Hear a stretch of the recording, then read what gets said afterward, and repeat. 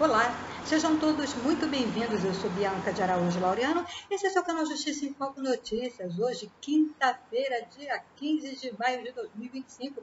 Vamos atualizar a playlist do caso Flor de Lis. Pois é, já tem um tempo que não falamos sobre esse caso aqui, né, galera? Então, vamos atualizar o caso, vamos trazer para você informações aí que já foram faladas durante o julgamento, mas foram trazidas à baila em uma entrevista, num podcast, né, pessoal? Vamos à Folha Vitória, onde vamos estar lendo aqui para vocês uma reportagem, né, que revela um lado de Flor de Lis que muitos já sabiam, mas foi de novo aí trazida à tona, né, essa situação que os filhos dela tinham que ter relações sexuais com Flor de Lis, né?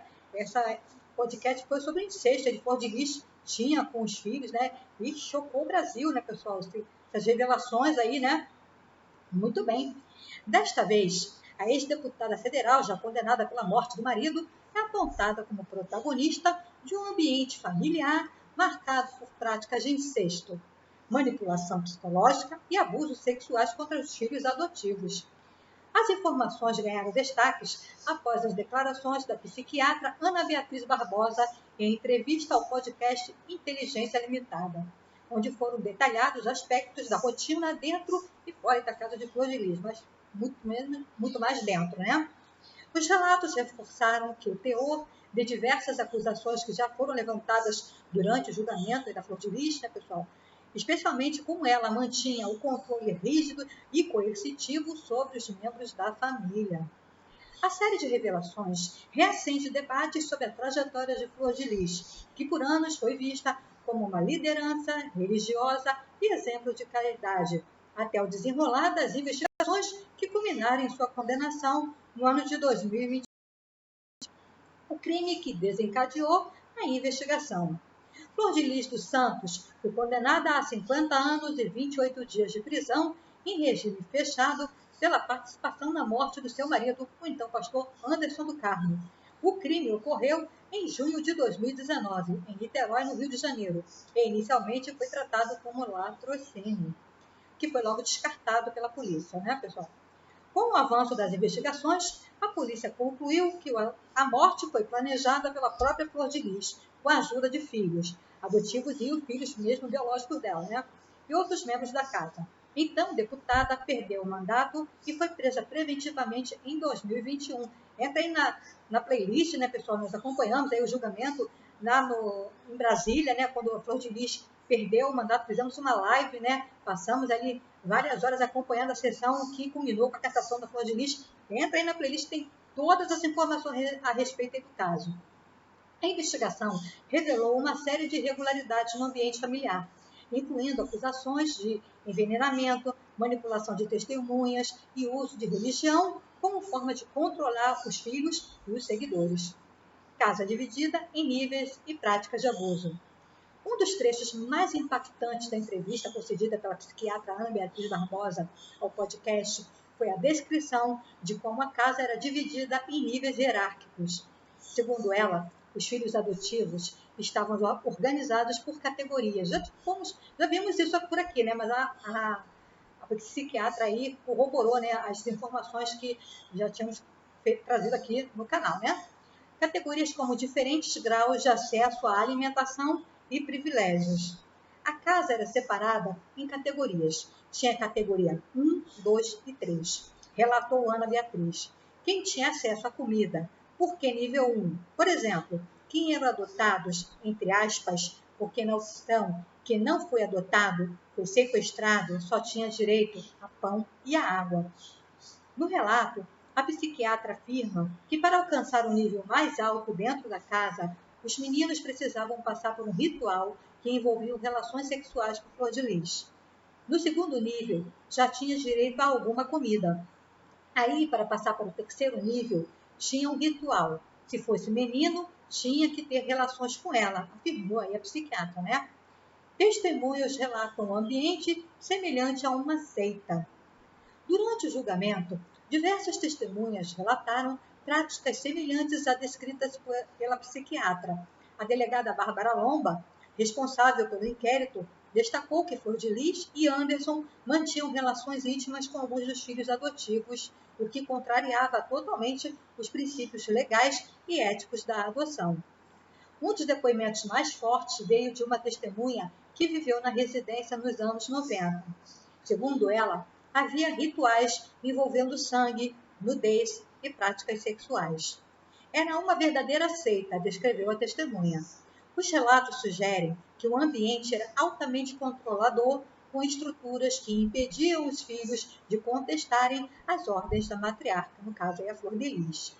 Mecanismos de controle e manipulação. Mas antes na entrevista aqui, eu quero convidar você, meu querido amigo, minha querida amiga, que chegou aqui pela primeira vez ao canal Justiça em Foco Notícias, a se inscrever no canal, ativar o sininho das notificações para ficar por dentro dos nossos conteúdos, a deixar o seu precioso like, o seu joinha e o seu comentário. O que você pensa aí a respeito do caso Flor de Lis?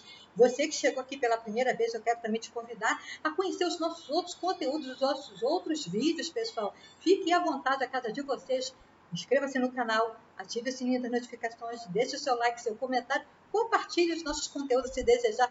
Fique à vontade. Não se esqueça também de nos seguir nas redes sociais. Sim, tem canal Justiça em Foco Notícias em todas as redes sociais. Então é a casa de vocês, pessoal. Quero dar as boas-vindas aos novos inscritos. Somos 590 até o momento, pessoal. Vocês que já estão acreditando no nosso trabalho, meu muito obrigado. Vamos escrever juntinhos aí a nossa história, pessoal. É o canal Justiça em Foco Notícias chegando, né, pessoal? Rumo aos 600 inscritos. Então, vamos que vamos. Continuar aqui a história da Flor de Lis, né? Os mecanismos de controle e de manipulação, segundo a reportagem. Vamos ver, pessoal.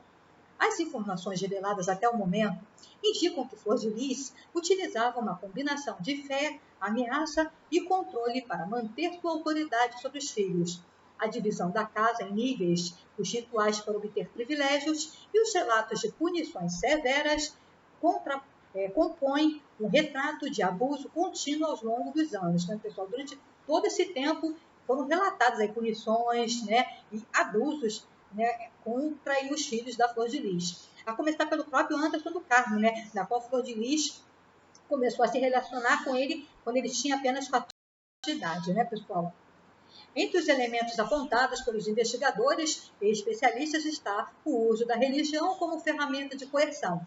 A figura de Flor de Lis, tida como uma profeta por muitos, teria servido como escudo para práticas abusivas, muitas vezes naturalizadas pelos que conviviam na casa. Principais revelações aí do caso.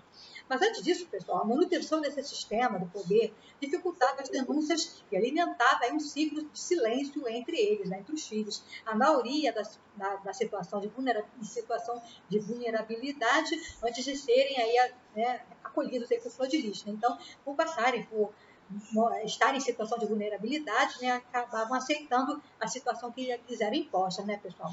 Principais revelações do caso.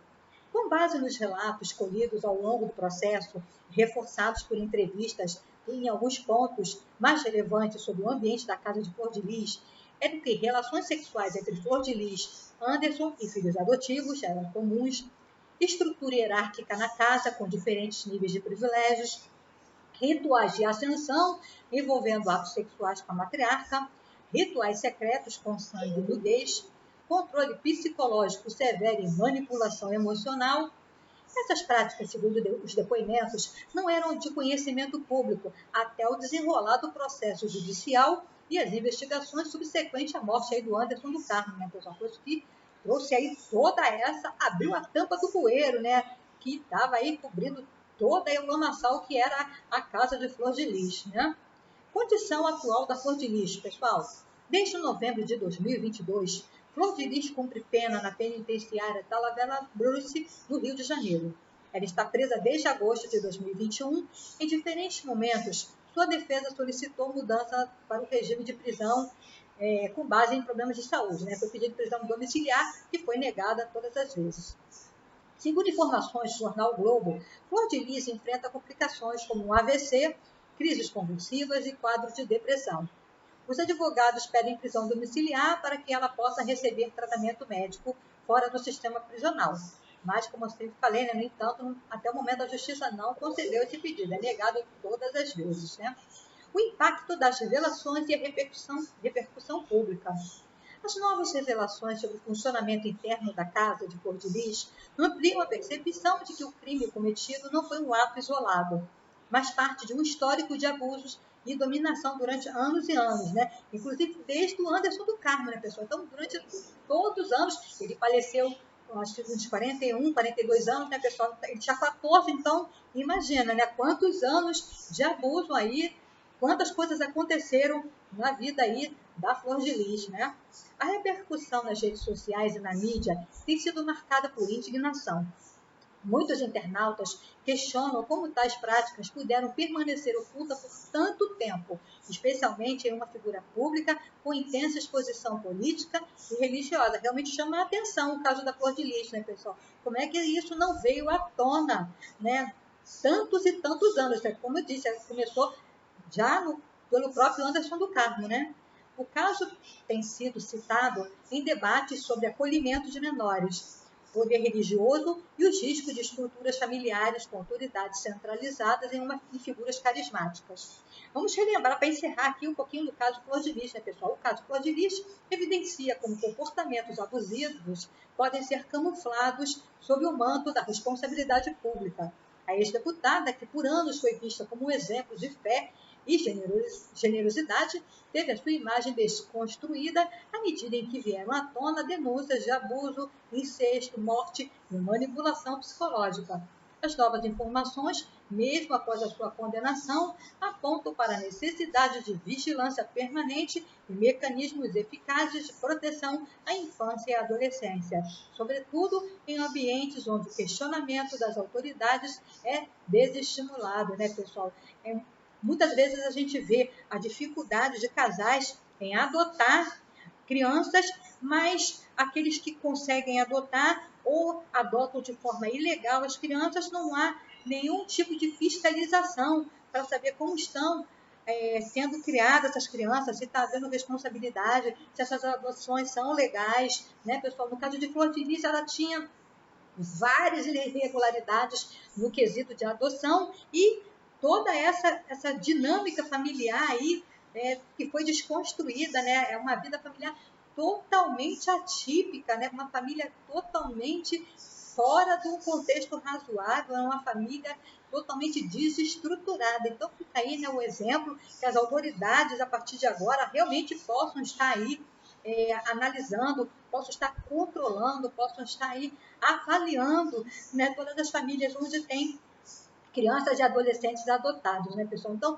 fica aí o nosso conteúdo de hoje. Quero te agradecer a você, meu amigo, minha amiga, que ficou comigo aqui até o final desse conteúdo. Um forte abraço. Até o nosso próximo conteúdo. Amanhã, se Deus quiser, tem sexta-feira temática que vai falar exatamente sobre isso, sobre abuso sexual contra criança e adolescente. É o Maio Laranja. Você que está aqui no canal Justiça em Foco Notícias já sabe, né? Amanhã tem, se Deus quiser, sexta-feira temática Maio Laranja. É o mês de luta contra o abuso de crianças, abuso sexual, de abuso de crianças e adolescentes. Então, aguardo vocês amanhã aqui. Se Deus quiser, fiquem todos na paz. Não se esqueça, pessoal, fique conosco, porque você sabe, será sempre uma questão de justiça. Obrigada.